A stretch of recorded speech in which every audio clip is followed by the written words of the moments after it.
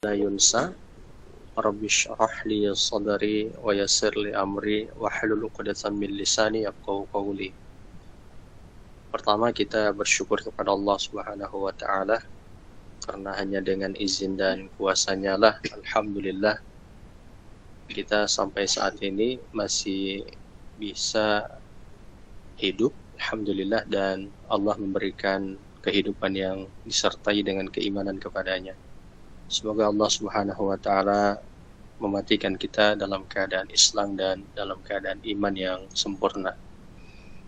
Salawat serta salam semoga senantiasa tercurah kepada Nabi kita Muhammad sallallahu alaihi wasallam. Rasulullah merupakan suri tauladan yang terbaik bagi kita sekalian. Beliau menjadi teladan dalam hal akidah, dalam hal ibadah, maupun dalam hal muamalah. Maka patut bagi seorang muslim itu meneladani Rasulullah sallallahu alaihi wasallam. Kita pada kesempatan kali ini akan melanjutkan pembahasan kita, dan ini masuk pertemuan kedua untuk surat An-Nisa, dan kita masuk di ayat yang keempat, dan insyaallah kita akan membahasnya sampai ayat yang keenam. Silakan dibagikan suratnya.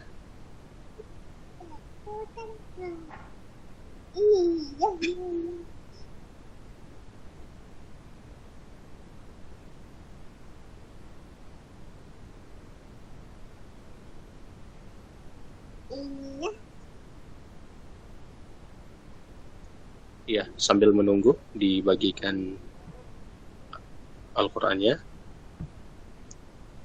Jadi Allah Subhanahu wa taala sebagai pengantar, ya, sebagaimana yang sudah saya jelaskan kemarin, Allah Subhanahu wa taala menurunkan surat An-Nisa ini untuk membahas hubungan sosial. Jadi hubungan antara manusia dengan manusia yang lain. Jadi diatur semuanya, karena di masa jahiliyah itu berbagai macam kezaliman yang dilakukan oleh manusia. Jadi banyak kezaliman yang dilakukan oleh manusia, dan kebanyakan yang mendapat dampak yang buruk dari kezaliman yang terjadi di masa jahiliyah itu adalah para perempuan. Jadi para perempuan maupun anak-anak. Ini sudah dibagikan ayat yang keempat. Mari diperhatikan ayat yang keempat. Allah katakan wa'atun nisa as-saduqatihinna nihla. Allah menyebutkan dalam ayat ini, dan berikanlah mahar kepada perempuan yang kalian nikahi sebagai pemberian yang penuh kerelaan. Jadi pembahasan mahar ini, atau terkait dengan mahar ini berbeda di masa jahiliyah dengan di masa datangnya Islam. Mahar memang sudah ada di masa jahiliyah dulu, di masa sebelum datangnya Islam ini. Jadi mahar itu kan sebenarnya pemberian dari laki-laki, dan itu diberikan kepada istrinya, jadi kepada calon istrinya. Dan kepemilikan dari mahar itu 100% milik perempuan tersebut yang menjadi istrinya nanti. Itu mahar. Tapi sayangnya ada banyak kezaliman yang terjadi di masa jahiliyah terkait dengan mahar ini. Apa saja kezaliman itu? Yang pertama, mahar pernikahan itu tidak diberikan kepada istri. Jadi mahar itu tidak diberikan kepada istri, tapi walinya lah yang mengambil mahar tersebut.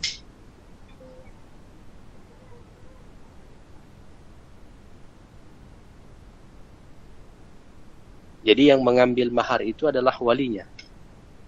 Entah orang tuanya, bapaknya sendiri, atau saudaranya kalau misalnya bapaknya sudah meninggal, atau pamannya ketika bapaknya sudah meninggal, atau bapaknya di saat bapaknya sudah meninggal.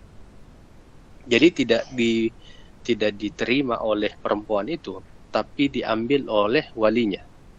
Semuanya diambil oleh walinya itu semuanya, mahar tersebut.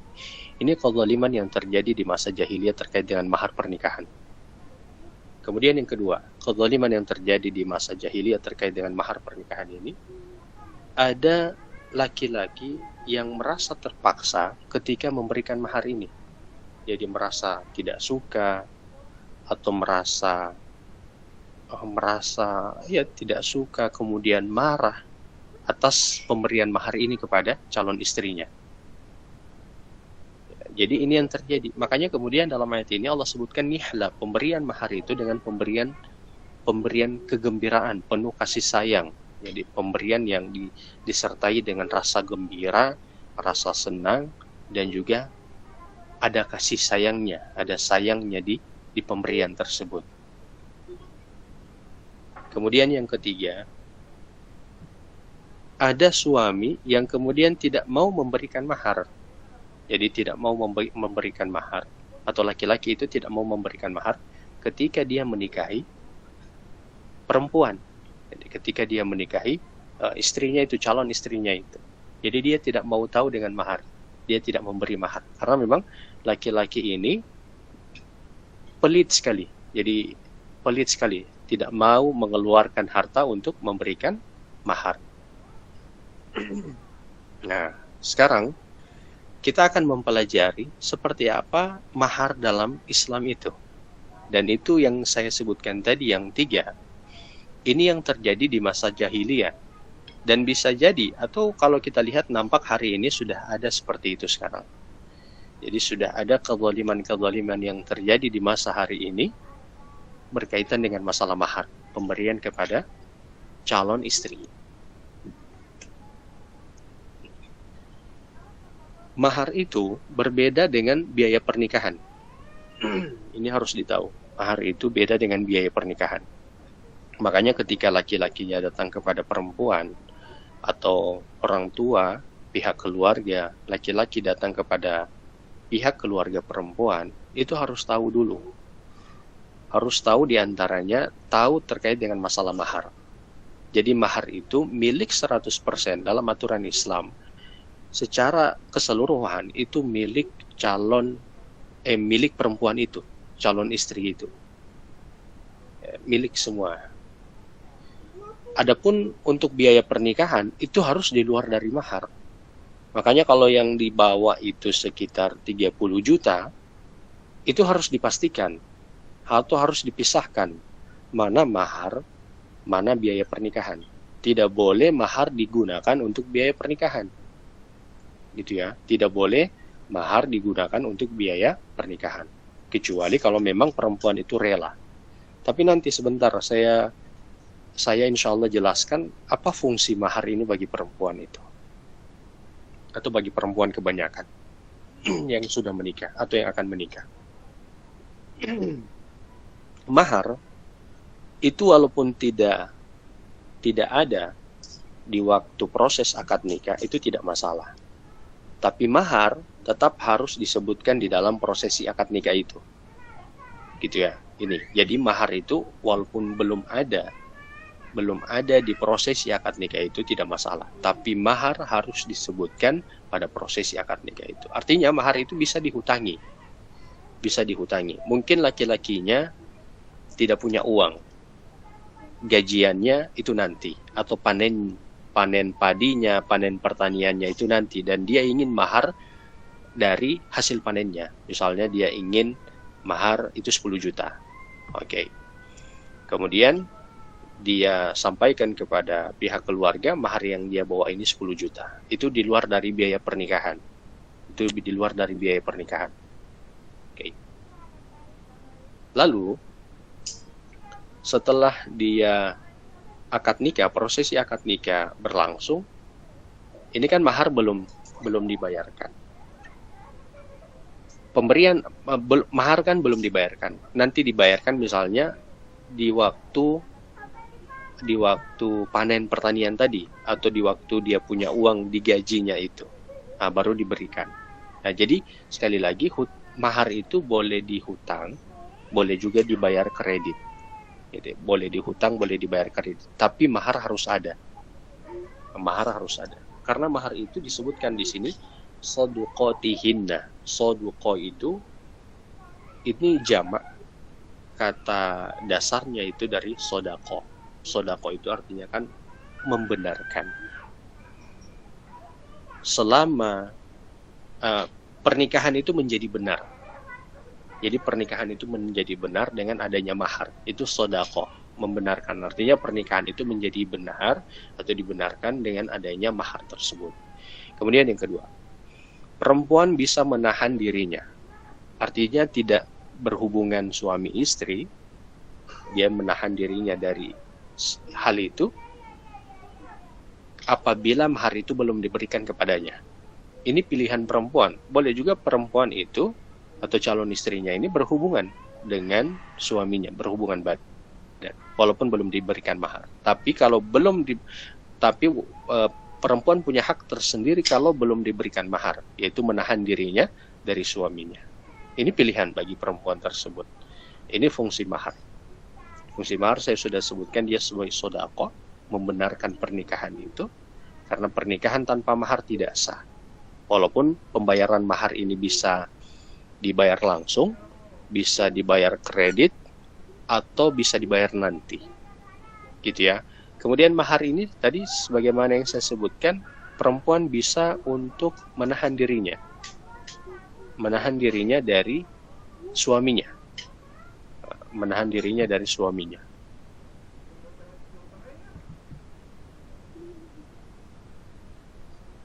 gitu. Kemudian Allah katakan wa'atun nisa'a shadaqatihin nihla. Kemudian juga saya harus jelaskan sebagaimana tadi di awal, biaya pernikahan dengan mahar itu beda. Hanya kalau misalnya bawa 30 juta, laki-lakinya harus menjelaskan 10 jutanya ditambah cincin, itu maharnya. Artinya 10 juta dan cincin itu diberikan semuanya kepada perempuan itu. 20 jutanya mungkin ditambah sama beras, mungkin ditambah sama sapi misalnya, itu kata laki-laki ini untuk biaya pernikahan. Nah, gitu ya. Apa fungsi mahar yang berikut? Fungsi mahar yang berikut itu yang ketiga, itu sebagai biaya darurat perempuan itu. Jadi sebagai biaya darurat untuk perempuan tersebut. Biaya darurat seperti apa? Karena itu menjadi hak perempuan, maka terserah bagi perempuan itu untuk mempergunakannya untuk apa. Kapan dia disebut sebagai darurat? Sebenarnya sih kalau dipergunakan kapanpun boleh saja. Tapi kenapa disebut darurat? Tiba-tiba suaminya meninggal mendadak. Atau tiba-tiba suaminya sakit. Jadi tiba-tiba suaminya sakit dan tidak punya uang, maka di sini boleh dia pergunakan maharnya itu sebagai uang kedaruratannya itu, gitu ya, uang kedaruratannya. Makanya disebut uang darurat. Walaupun bisa digunakan di luar uang darurat, artinya di luar sebagai posisi fungsi sebagai kedaruratan itu boleh, tapi baiknya bagi perempuan itu dia mempergunakan maharnya itu hanya sebagai uang daruratnya saja, kecuali ada beberapa alasan. Nanti alasannya apa itu saya jelaskan nanti. Gitu ya. Jadi misalnya perempuan ingin buka usaha atau punya keperluan ya buka usaha, UMKM dan seterusnya, kemudian diambil dari mahar, itu boleh-boleh saja. Tapi sebenarnya itu kan bisa dia minta ke suaminya. Yang hal-hal seperti itu kan bisa dia minta ke suaminya, apalagi keperluannya itu dari nafkah lahir berupa pakaian, kemudian makanan, dan juga tempat tinggal, itu kan dijamin oleh suaminya sebagai pemberian nafkah. Sebagai pemberian nafkah kan?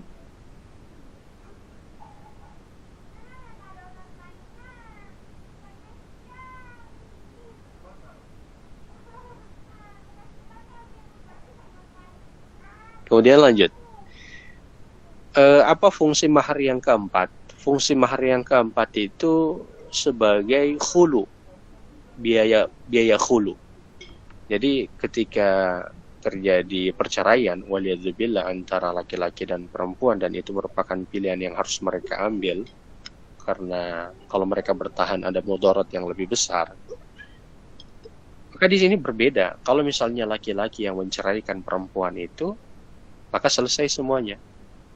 Artinya selesai semuanya, anak ini tetap menjadi tanggung jawab suami, mantan suaminya. dari pemberian nafkah dan seterusnya. Lalu kalau misalnya anak ini tetap diasuh oleh mantan istrinya, maka laki-laki ini memberikan uang kepada istrinya bukan dalam bukan akad nafkah lagi, tapi akadnya itu akad jasa. Jadi dia membayar istrinya sendiri karena telah mengurus anaknya, walaupun itu anak kandung dari perempuan itu. Jadi ada pemberian jasa, pemberian jasa ini tidak boleh dijadikan bisnis juga. Jadi tidak boleh dijadikan bisnis. Dia pemberian yang ma'ruf, yang dikenal. Artinya pemberian yang seperti apa upah dalam yang dikenal, yang tidak memberatkan untuk pihak laki-laki ketika dia memberikan upah itu kepada mantan istrinya. Adapun kalau misalnya istri yang meminta cerai, ini kan beda. Kalau laki-laki menceraikan istrinya itu hanya dengan kata-kata, walaupun tidak ada saksi itu sah. Tapi kalau istri, tidak ada dia menceraikan suaminya. Istri itu dia harus lapor ke pengadilan dulu. Jadi lapor ke pengadilan. Di laporan pengadilan itu dia berbunyi khulu. Jadi diputuskan pernikahan mereka. Jadi perempuan itu tidak boleh memutuskan pernikahan. Yang boleh memutuskan pernikahan itu adalah pengadilan. Itu pun pengadilan itu akan meminta keterangan dari pihak laki-laki. Lalu kemudian laki-laki itu yang akan juga dimintai haknya atas pemutusan pernikahan tersebut. Tapi ini disebut dengan khulu karena perempuannya meminta pernikahan ini diputus. Apa ketentuan yang berlaku apabila perempuan yang meminta perceraian? Maka yang berlaku adalah perempuan harus mengembalikan mahar yang diberikan di waktu akad nikah. Jadi kalau saya sebutkan tadi, pemberian mahar itu 10 juta ditambah dengan cincin, maka kalau perempuan itu meminta cerai dari suaminya, maka dia harus mengembalikan kembali uang 10 juta itu dengan mahar yang telah dengan cincin yang telah diberikan di akad nikah itu. Itu dia. Itu disebut dengan khulu. Perempuan meminta cerai. Kenapa sampai perempuan itu diberikan ketentuan seperti itu ketika meminta cerai harus mengembalikan mahar dan seterusnya? Karena memang kebanyakan dari perempuan itu mereka bermudah-mudahan meminta cerai kepada suaminya, dan sebagaimana juga kata Nabi, yang paling banyak di dalam neraka itu adalah perempuan. Kenapa? Karena mereka itu kebanyakan tidak bersyukur atas pemberian suami mereka kepada diri mereka. Ini yang disebutkan oleh Rasulullah SAW. Seperti itu. Kemudian tadi saya sebutkan tentang mahar. Jadi mahar ini diberi dengan nihla. Nihla itu pemberian yang seperti pemberian hadiah. Pemberian hadiah yang ada kasih sayang di dalamnya, ada rasa gembira di dalamnya, ada rasa senang. Jadi bukan pemberian terpaksa, tapi pemberian dengan pemberian senang. Ada perasaan senang, ada perasaan gembira.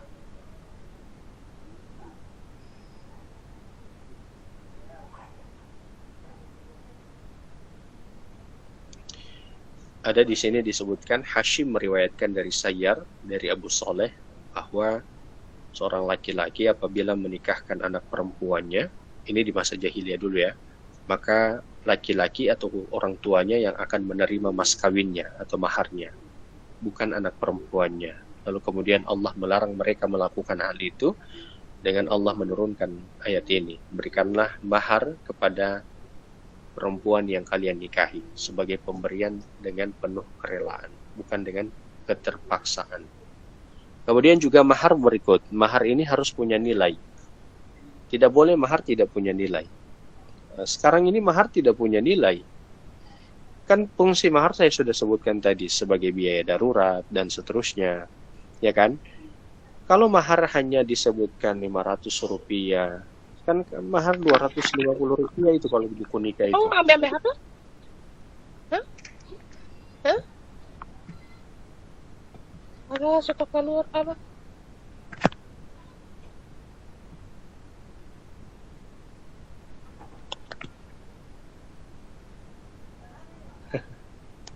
Baik, lanjut ya.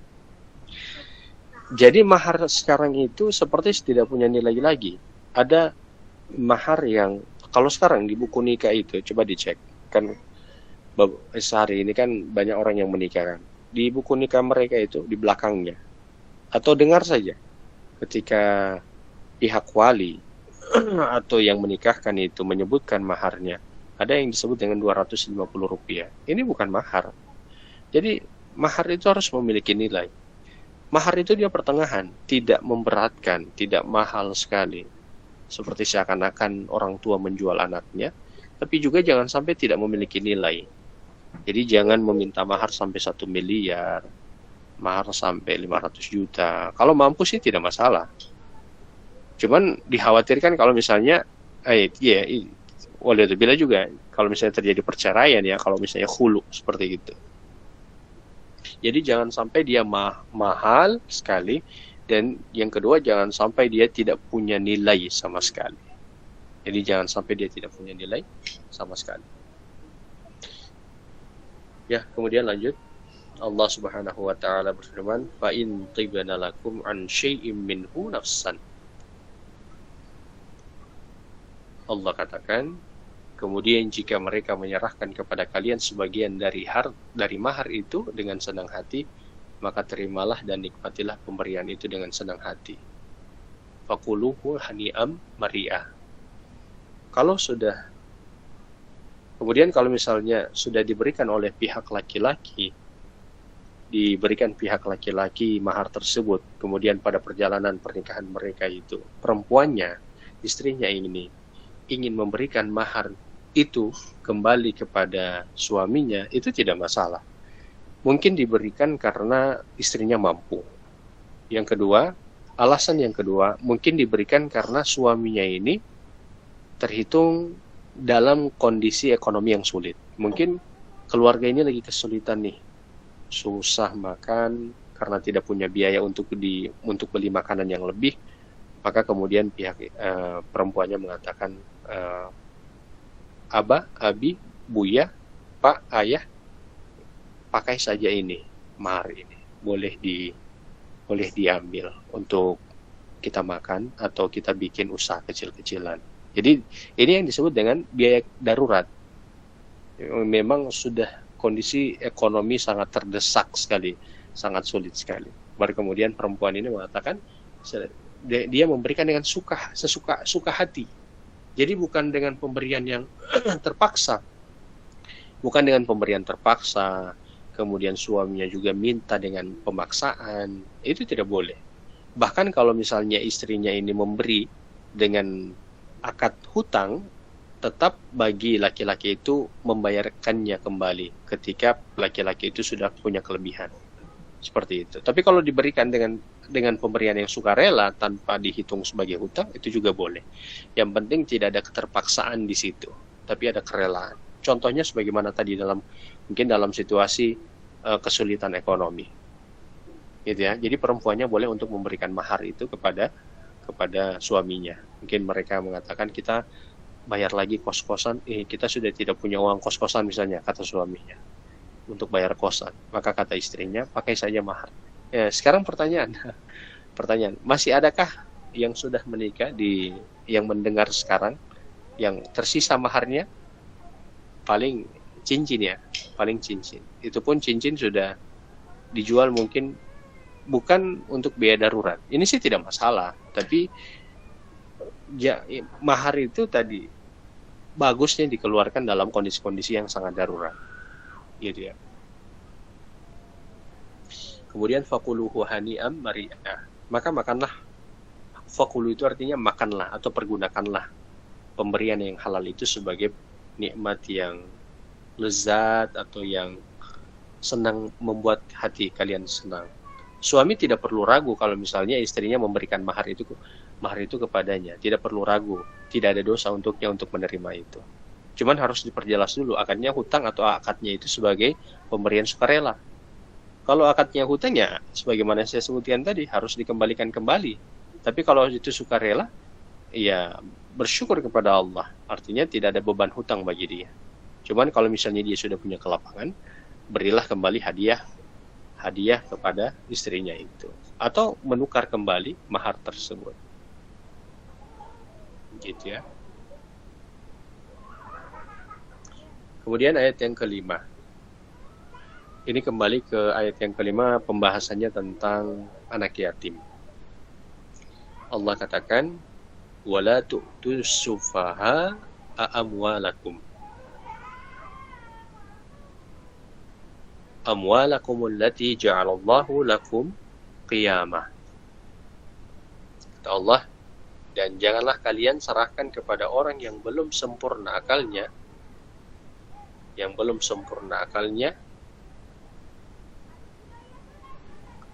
harta mereka yang ada dalam kekuasaan kalian yang dijadikan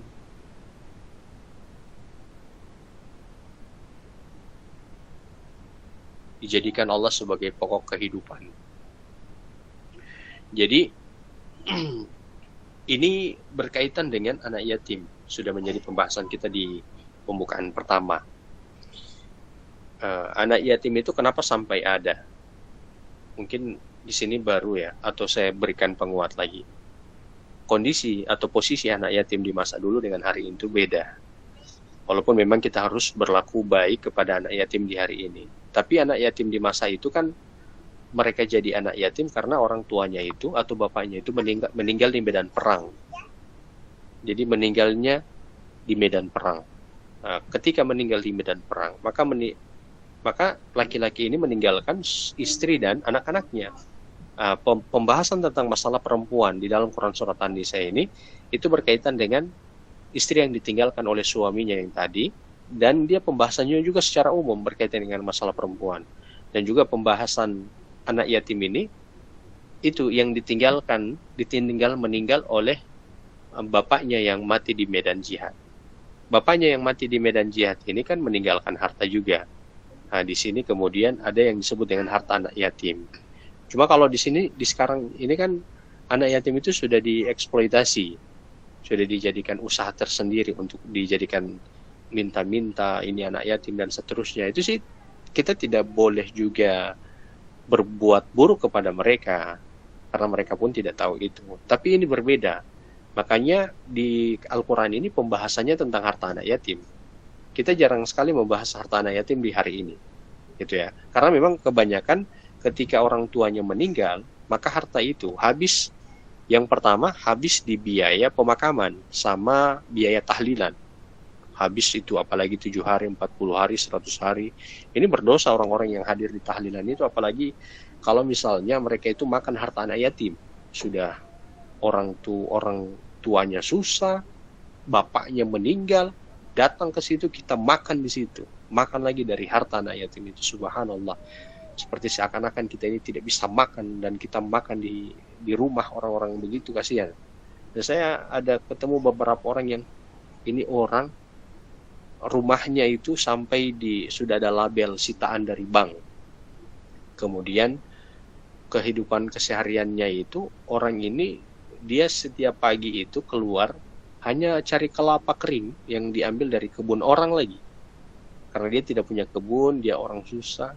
Dan dia baru kurang lebih 1 bulan lalu meninggal. Yang sangat mengherankan, ketika dia meninggal, itu dibuat 7 hari, 40 hari, subhanallah. Artinya, semasa dia hidup, untuk biaya seperti itu dia tidak mampu. Tapi ketika dia mati, kok kenapa sampai dibebankan seperti itu pihak keluarganya, subhanallah. Ini kurang ajar, memang betul juga orang-orang yang datang makan yang seperti itu dan makan dari harta-harta anak yatim, subhanallah. Kemudian Allah katakan, wala tu'tus sufaha amwalakum allati ja'alallahu lakum qiyamah. Dan janganlah kalian serahkan kepada orang-orang yang belum sempurna akalnya akan harta kalian, harta yang menjadi qiyamah, pelanjut kehidupan. Jadi tadi pembahasannya tentang harta anak yatim, bukan ke anak yatim. harta anak yatim yang ditinggalkan oleh orang tuanya ini memiliki harta. Jadi setelah biaya pemakamannya, ternyata dia diwarisi harta oleh orang tuanya yang telah meninggal. Maka di sini kan dipilih siapa yang akan mengurus anak yatim ini. Yang memilih itu 3, sebagaimana yang saya sebutkan kemarin. Bapaknya sebelumnya itu yang sebelum meninggal. Anaknya, bisa juga anaknya, mungkin anaknya dekat dengan salah satu orang. Lalu kemudian anaknya mau yang mengurus itu adalah orang itu. Atau pihak pengadilan. Jadi pihak pengadilan memutuskan yang mengurus si anak yatim itu, harta anak yatim beserta dengan anak yatim itu adalah si fulan. Mengurus harta anak yatim ini harus kuat iman. Harus kuat iman dan punya ketegasan yang kuat. Ya, punya ketegasan yang kuat. Kenapa? Nanti saya jelaskan di bawahnya. Jadi Allah katakan, mengurusi harta anak yatim ini itu sekaligus dengan memberikan pembelajaran, pendidikan ataupun tarbiyah kepadanya. Tarbiyah ilmu agama, bagian pokok masalah akidah, kemudian ibadah, juga bagian masalah muamalah tentang harta. Bagaimana menjaga harta tersebut atau bagaimana mempergunakan harta itu dengan baik. Makanya kemudian Allah katakan dalam ayat ini, jangan diberikan kepada anak yatim itu hartanya kalau dia belum mampu akalnya, bukan usianya ya, belum mampu akalnya. Artinya kalau diberikan harta itu ke dia akan menghamburkan hartanya itu. Jadi boros begitu, habis begitu saja hartanya kalau diberikan ke dia. Maka di sini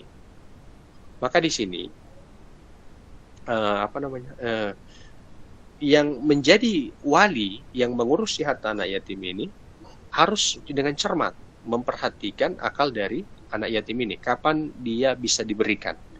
Jadi kapan dia bisa diberikan harta anak yatim ini. Kalau dia sudah punya akal, sudah mampu untuk bisa menjaga hartanya, baru kemudian dia diberikan. Seperti itu. Diberikan hartanya itu. Di sini disebutkan amwalakum, harta kalian, bukan penyandarannya. Allah tidak memberikan penyandaran harta ini kepada anak yatim itu, tapi dengan penyebutan amwalakum kepada walinya.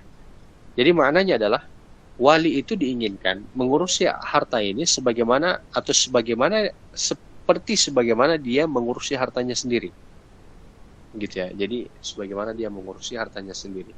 Tapi saya sudah jelaskan juga di pertemuan kemarin bagaimana cara memanfaatkan harta anak yatim ini supaya kita tidak memakannya, tapi kita punya upah dari pengurusan itu. Kemudian Allah katakan di sini qiyaman. Oh iya, itu. Kemudian warzuquhum fiha waksuhum, dan kata Allah, berilah mereka belanja dan pakaian dari hasil harta itu. Kata Allah, berikan mereka makanan dan berikan mereka pakaian dari harta itu. Jadi bukan dari modal harta tersebut. Jadi pihak wali, yaitu yang mengurusi harta anak yatim ini, harus mengembangkan harta anak yatim ini sebagaimana yang saya sebutkan. Bisa dibikin usaha, bisa dibelikan sapi, bisa dipergunakan di bagian pertanian. Intinya dia harus berkembang. Nanti hasil dari usaha itu kan pembayarannya sebagai bentuk upah kepada pekerjanya atau yang mengurusi harta itu, dan sebagiannya lagi atas pembagian milik dari harta dari hasil harta anak yatim itu. Jadi di luar modal.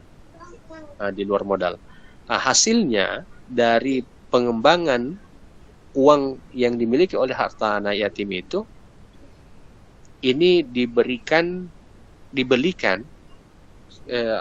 sebagai bentuk keperluan belanja makanan ataupun pakaian ataupun hal-hal yang lain diperlukan untuk anak yatim ini. Jadi jangan diambil modalnya, karena kalau diambil modalnya lama-lama harta anak yatim ini bisa hilang. Jadi yang mengurusi anak yatim ini juga harus punya kemampuan ekonomi, kemampuan akuntansi, pengembangan keuangan, begitu. Makanya saya bilang mengurusi harta anak yatim ini tidak mudah. dia punya tanggung jawab yang besar. Wa qawlu lahum qawlan ma'rufa. Kemudian kata Allah dalam ayat ini, dan katakanlah atau ucapkanlah kepada mereka dengan perkataan yang baik. Ucapkanlah perkataan kepada mereka dengan perkataan yang baik. Kalau misalnya anak yatim itu ingin segera mengambil hartanya, maka wali atau yang mengurusi harta anak yatim ini harus mengatakan atau memberi jawaban dengan jawaban yang baik, jawaban yang tidak menyakiti hati. Jadi jawaban yang tidak menyakiti hati, jawaban yang bisa menenangkan atau diterima oleh anak yatim tersebut. Nah, refleksi yang lain dari sisi yang lain terkait dengan ayat ini, artinya walaupun itu merupakan, sebentar ya, saya izin dulu, ada tamu sebentar.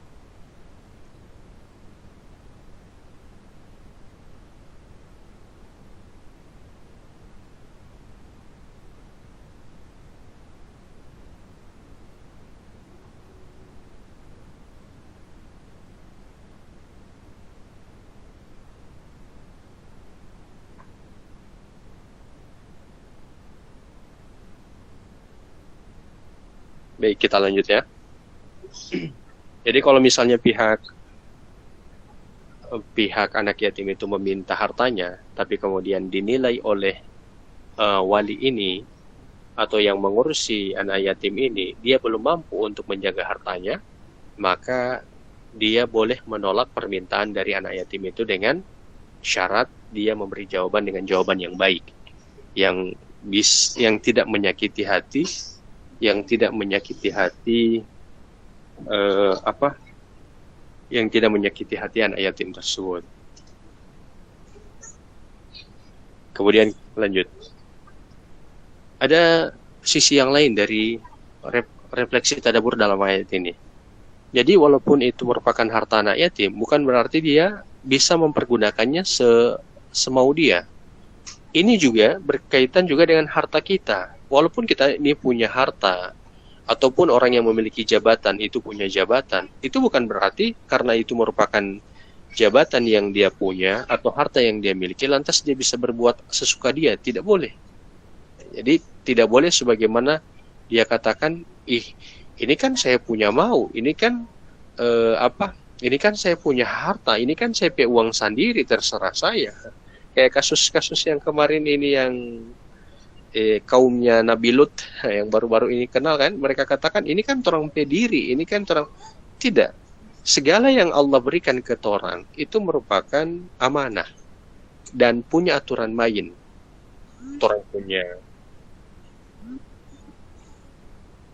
Torang segala punya aturan main. Jadi punya aturan syariat, itu semuanya punya aturan-aturan seperti itu. Gitu ya. Jadi tidak boleh karena kita katakan ini harta saya, ini jabatan saya, ini diri saya, terserah saya buat apa. Tidak boleh seperti itu. Semua yang kita miliki, termasuk diri kita ini, paras kita ini amanah yang Allah punya aturan. Allah membuat aturan untuk kita menjaganya. Gitu. Oke. Kemudian juga berkaitan dengan masalah perkataan yang ma'ruf.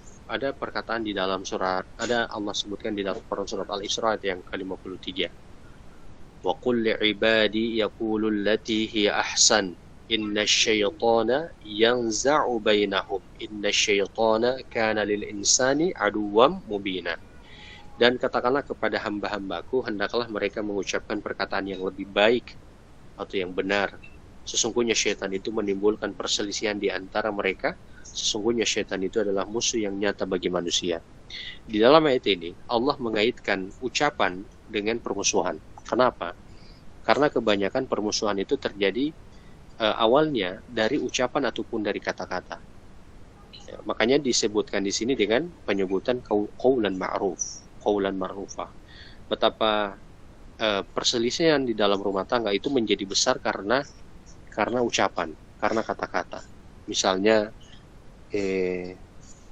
kata apa ya? Misalnya dalam situasi rumah tangga itu, di mana piring? Kemudian ada di situ. Saya itu lihat baik-baik dengan mata, bukan dengan mata kaki.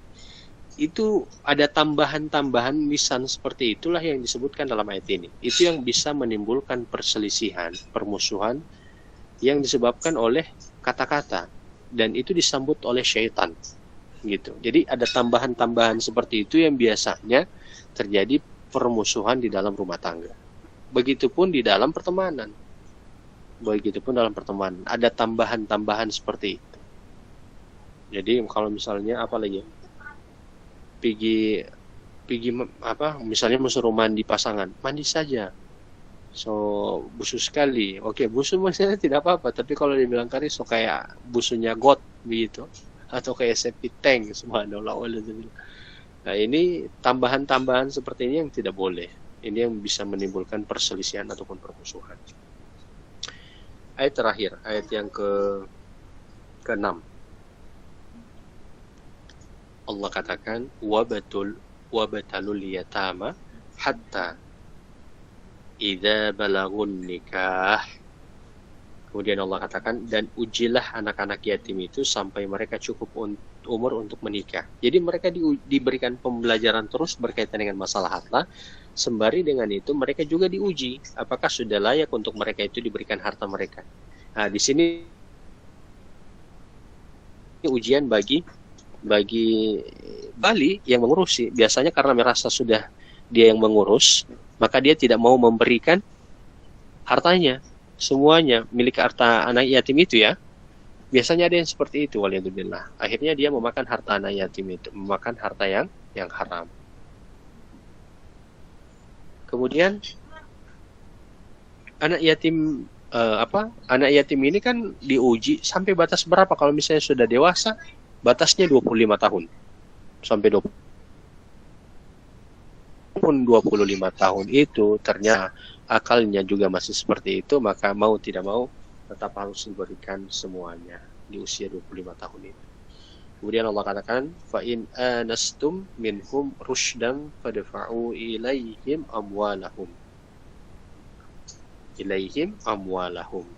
Kemudian jika menurut kalian mereka telah cerdas, pandai memelihara harta, maka serahkanlah kepada mereka hartanya. Jadi kata Allah dalam ayat ini, kalau mereka sudah cerdas, anastum itu penilaian secara luar. Kita tidak tahu hati mereka. Kita tidak tahu seperti apa karakter pribadi dalam diri mereka itu. Kita anastum itu artinya kita hanya menilai dengan lahiriahnya saja yang memang kita nampak. Seperti itu. Maka berikanlah harta mereka. Nah, di sini yang saya sebutkan tadi, biasanya ini jadi ujian bagi yang mengurus karena merasa dia sudah saya sudah urus kemari dari sudah 20 tahun. Ini saja masa dia ambil begitu semuanya. Nah, di sini kemudian Allah katakan wala ta'kuluha israfa wa bidaron ayyakbaru. Sebentar dibahas yang saya sebutkan tadi. Kemudian di sini Allah sebutkan, dan janganlah kalian memakannya atau memakan harta anak yatim melebihi batas kepatutan, dan janganlah kalian tergesa-gesa menyerahkannya sebelum mereka dewasa. Jadi Allah katakan wala ta'kuluha israfa wa bidaron ayyakbaru. Kalau misalnya wali atau yang mengurusi harta anak yatim ini, orang susah sekali, maka boleh dia makan dari harta anak yatim itu, walaupun bukan merupakan bagian upah dari pengembangan harta tersebut. Jadi boleh dia mungkin ambil, misalnya dari hasil harta itu kan setelah dikembangkan usaha kan jadi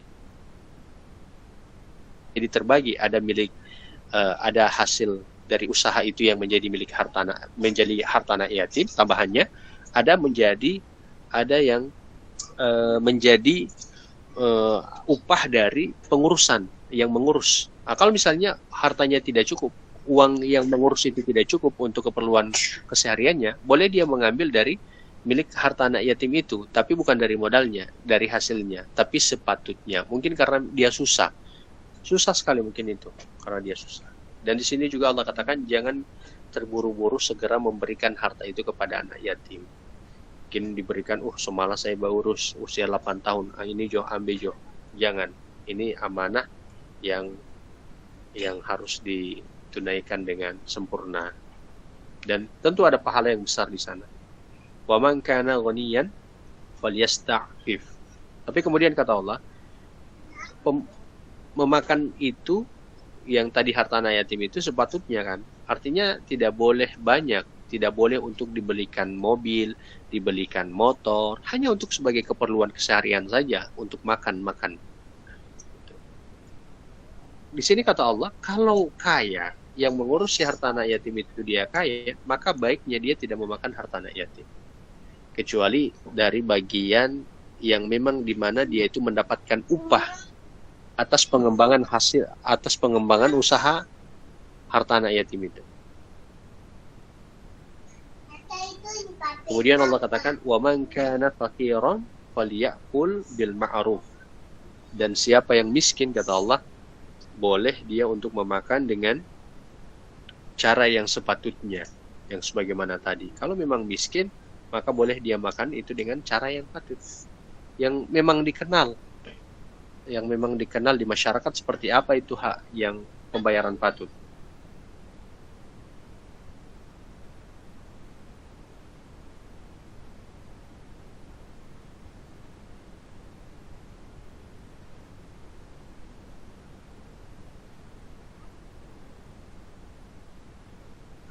Baik, kemudian lanjut. فَإِذَا دَفَعْتُمْ إِلَيْهِمْ أَمْوَالَهُمْ فَأَشْهِدُوا عَلَيْهِمْ. Kemudian apabila kalian menyerahkan kepada mereka harta mereka, maka hendaklah kalian itu mendatangkan saksi. Jadi harus ada saksi ketika mau diserahkan hartanya. Apa fungsi saksi ini? Atau tujuannya ada saksi ini? Yang pertama, agar anak yatim ini puas bahwa memang harta ini adalah hartanya dan semuanya telah diserahkan. Yang kedua, ini menjadi hujah bagi yang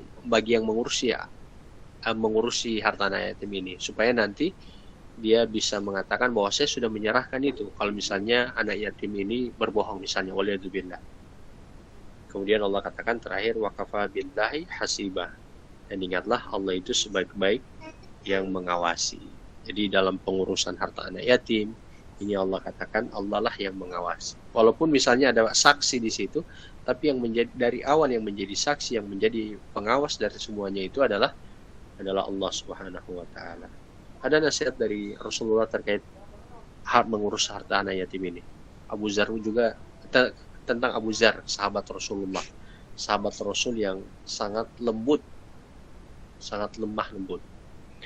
Kata Rasulullah begini, ya Abu Dzar, inni araka dha'ifan wa inni uhibbu laka ma uhibbu li nafsi, la ta'ammaran ala ithnaini wa la taliyanna ma la yatim. Hai Abu Dzar, sesungguhnya aku melihatmu itu orang yang lemah, dan sesungguhnya aku menyukai bagimu sebagaimana aku menyukai buat diriku itu kelemah lembutan itu. Jangan sekali-kali kamu itu memerintah Allah atas dua orang. Jadi Abu Dzar itu tidak dianjurkan oleh Rasulullah untuk menjadi pemimpin. Jadi orang menjadi pemimpin itu harus orang yang tegas, punya keimanan yang kuat dan punya ketegasan.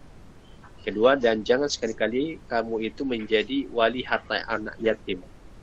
Karena kenapa? Karena bisa ini sedikit kasihan. Bisa jadi misalnya anak yatim itu babuju-buju supaya gini-gini diberikan saja hartaku, gini. Nah, baru terbujuklah Abu Dzar. Itu bagi orang yang terlalu lemah lembut, tidak boleh untuk mengurusi hartanya. Demikian. Jadi harus ada kelemah lembutan juga. Cuman kalau Abu Dzar itu ketegasannya seperti hilang begitu. Wallahu a'lam. Mungkin demikian. Ada pertanyaan, dipersilakan. Silakan ditulis.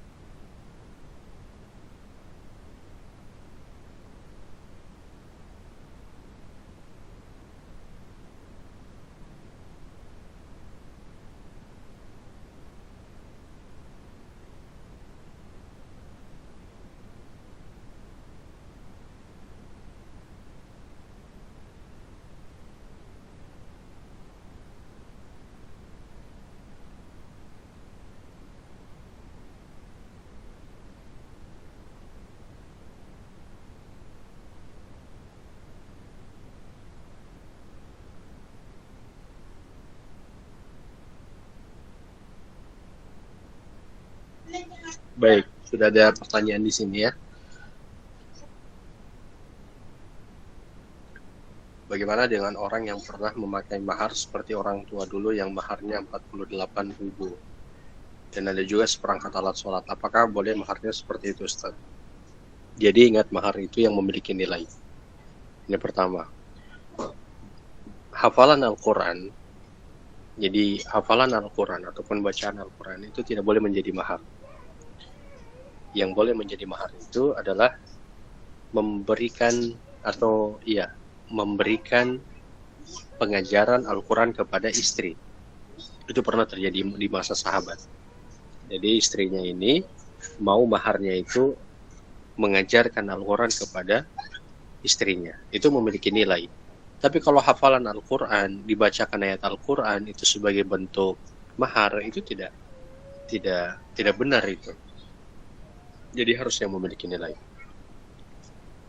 Kemudian, apakah seperangkat alat sholat bisa dijadikan mahar? Bisa. Seperangkat alat sholat bisa dijadikan mahar.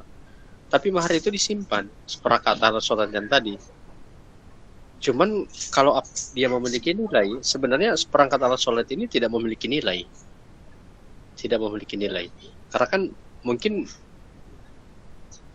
di dalam keadaan darurat itu kalau misalnya dijual itu kan tidak laku seperti itu. Walaupun dia laku tapi tidak memiliki nilai yang lebih gitu. Apalagi kalau mahar itu kan harus disimpan.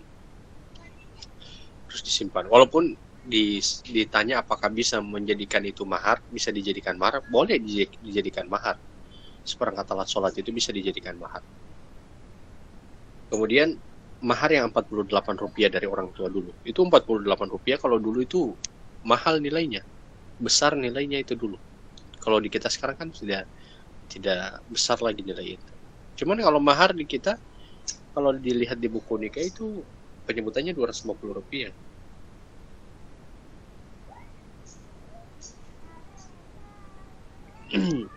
Seperti itu. Di sini ada lagi. Kata Ustadz, tidak apa-apa kalau si istri ambil uangnya suami, secukupnya kalau suaminya itu pelit. Dan kalau dia mengambil, si istri itu merasa bersalah dan merasa berdosa kalau mengambil uang tersebut. Bagaimana itu Ustadz? Bagaimana hukumnya mendapat uang? Yang itu dulu ya. Jadi, ada pemberian yang wajib yang harus diberikan suami kepada istri. Itu adalah pemberian nafkah. Pemberian nafkah itu makanan, kemudian pakaian, kemudian tempat berteduh. Bentukannya seperti apa terserah tempat berteduh itu. Misalnya bagian makanan, suaminya ini terkenal pelit sekali sampai tidak mau memberikan uang kepada istrinya, sedangkan istrinya ini sudah sangat lapar, bahkan setiap harinya itu lapar. Mungkin diberi uang nanti sore atau nanti malam dan seterusnya. Dan kalau misalnya diminta, suaminya ini marah-marah. Jadi karena pelit, kalau diminta itu marah-marah.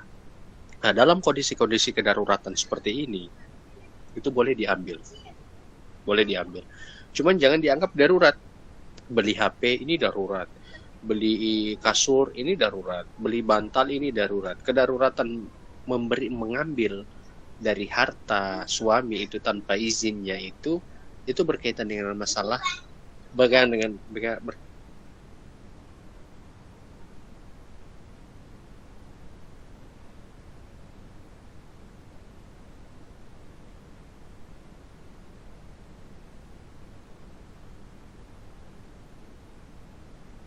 Iya. Diam Sofinya. Oke, lanjut ya. Jadi seperti itu. Jadi boleh diambil dengan darurat. Tapi tidak boleh sembarang memutuskan ini darurat. Tidak semudah itu. Jadi dalam kondisi yang saya sebutkan tadi, biasa lihat-lihat saja kayak film-film di Indosiar itu. Karena dia terkenal kalau di Facebook itu atau di Instagram itu kan, yang orang bilang, oh ini film Indosiar sedih sekali, susah sekali ya, kurang lebih seperti itu dia gambaran. Bagaimana hukumnya mendapat uang di jalan? Orang yang punya uang itu tidak tahu siapa, uangnya masih disimpan sudah berminggu, apakah kita sedekahkan saja di masjid atau dikasih ke orang yang membutuhkan? Mohon maaf, mungkin sudah dibahas tapi saya lupa Ustaz. Barang temuan, bentuk uang atau barang-barang yang lain, itu dia di barang temuan itu dia diumumkan selama 1 tahun. Kalau tidak ada yang mengambilnya selama 1 tahun, boleh diambil, boleh disedekahkan. Jadi kalau misalnya belum 1 tahun, itu disimpan dulu. Kalau kita sedekahkan di masjid boleh. Tapi kalau misalnya datang ini orangnya untuk mengambil itu uang, maka kita harus mengambil dari harta kita. Kita sampaikan sudah diberikan ke masjid. Kalau dia bilang, saya tidak mau ke masjid, saya mau ambil itu, maka kita harus menukarnya. Gitu. Ustaz tadi disebutkan tadi mahar dapat diberikan kembali kepada suami dengan sukarela tanpa ada akad dihutangkan. Apakah suami berhak mengembalikan kembali mahar tersebut? Tergantung akadnya. Kalau akad istri itu memberikan mahar kepada suaminya, mungkin dalam kondisi darurat, tekanan ekonomi, akadnya itu akad hutang, maka suami punya tanggung jawab untuk memberikan kembali pengganti mahar tersebut. Jadi memberi kembali pengganti mahar itu. Tapi kalau misalnya istrinya tidak mengakadkan itu sebagai akad hutang, tapi pemberian, sebagaimana pemberian tanpa ada balasan, imbalan, maka boleh diambil. Dan boleh untuk tidak dikembalikan, tidak ditukar. Boleh tidak untuk ditukar. Cuman baiknya suami memberikan hadiah lah sebagai tukaran mahar tersebut, walaupun ini tidak ada kewajiban suami. Bagaimana suami yang malas mencari nafkah, Ustaz, padahal kondisi keuangan keluarga tersebut sangat memprihatinkan. Jadi kalau kondisi keuangan keluarga yang sangat memprihatinkan dan suami malas untuk mencari nafkah, ini boleh menjadi alasan untuk meminta cerai di pengadilan. Karena ketika meminta cerai itu, pihak pengadilan akan bertanya kepada perempuan itu. Seperti itu. Jadi boleh. Tapi sebelum ke pengadilan, di dalam surat An-Nisa itu pembahasannya 33, 34 itu, kalau terjadi permasalahan di dalam rumah tangga, itu diselesaikan dulu berdua. Kalau tidak mampu, cari pihak ketiga, tapi pihak ketiga ini adalah pihak keluarga. Gitu. Kalau tidak mampu baru ke pihak ke pengadilan. Misalnya harta ayah dikuasai atau diambil alih oleh saudara laki-lakinya seluruhnya. Ini bagaimana hukumnya, Ustaz? Tidak boleh, haram hukumnya. Jadi harta ayah itu misalnya yang sudah meninggal ya, mungkin ayahnya ini sudah meninggal, harus dibagi waris. Seperti itu. Tapi kalau ayahnya belum meninggal, ya terserah ayahnya. Kalau misalnya ayahnya bilang, yang ngurus nih selama ayah masih hidup, yang ngurus nih kakakmu, ini tidak masalah. Itu kan amanah dari ayahnya selama ayahnya ini masih hidup. Tapi kalau ayahnya sudah meninggal, maka dibagi berdasarkan dengan bagian waris, hitungan waris. Gitu ya, cukup ya, insyaallah. Ya, kita cukupkan pertemuan di kesempatan kali ini karena ini sudah jam 9:03. 2 menit lagi. Iya, sama-sama. Afwan. Wa jazakumullahu khairan. Karena 1 menit lagi, mungkin 21.05 ini saya harus mengisi lagi di Zoom sebelah. Baik, kita tutup dengan doa kafaratul majelis. Subhanakallahumma bihamdik, asyhadu an la ilaha illa anta, astaghfiruka wa atubu ilaik. Assalamualaikum warahmatullahi wabarakatuh.